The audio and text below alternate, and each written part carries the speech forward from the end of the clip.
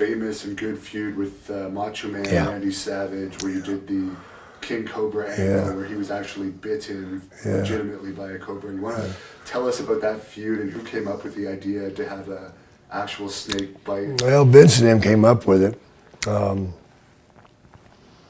It's really funny, man. This is part of my routine that I do. Randy came to me, and the day of, and he's like, "Okay, brother, we're gonna do the deal tonight." Yeah, he said, "Okay, are we sure that snake's all right?" I'm like, "What the fuck you mean? Make sure it's all right? I mean, there's no fucking game going on here, is there? Game? Yeah, stranger things have happened here in the WWE, man. You're not trying to take the Macho Man out here, are you?"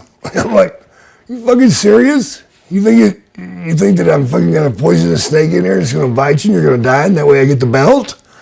Well, things happen, I just like to make sure that's not what's gonna happen. So, why don't we just do this? Why don't you let the snake bite you right now, and we'll make sure you don't get sick. And if you don't get sick, then I'll do it later. I'm like, "You fucking kidding me?" "No, brother, I'm not. And if you don't let the fucking snake bite you, I think you and I got a real problem right now." I'm fixing to fight this motherfucker.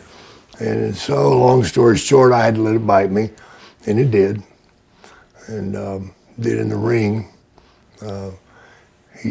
Before we went in the ring, he says, "Okay," he says, "once it bites me and lets go, bring it back to me, because I may want you to hook it up again. And because I want to make sure this angle works." "Okay, no problem." Well, brother, I was so fucking pissed off about having that snake bite me that whenever I got the snake out, I turned my back to him and I paintbrushed the fucking shit out of that snake. That motherfucker was mad.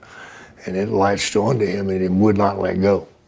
Would not let go. I pulled on it, would not let go. Tugged on it, jerked on it, would not let go. And Vince sent Elizabeth down, then he sent Piper down, and they're like, "Get it out of him." I'm trying, And so I finally pried his mouth open. When I did, I picked the snake up. I remember what Randy had said. Come back, he said, "Randy, get that motherfucker away from me." He was pretty excited about it, because they had chewed on him a good minute and a half.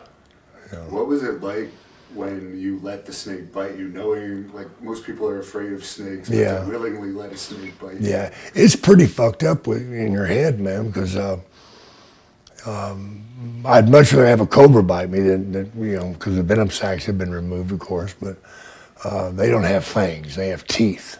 So it's like a catfish's mouth, man. It doesn't hurt, it just kind of, it'll scratch you and make you bleed, but that's about it. Whereas if pythons bite you, man, that's what all these scars are. These are all python bites. That was 24 stitches there, man. It got that vein, and that's pretty fucked up, because I could have bled to death real quick right there. But and you mentioned Elizabeth. There was always a lot of weird stuff going backstage with Macho Man and Elizabeth. Yeah. Did you ever notice anything that really stood out to you? Well, he was psychotic, man, over her. He so jealous, man.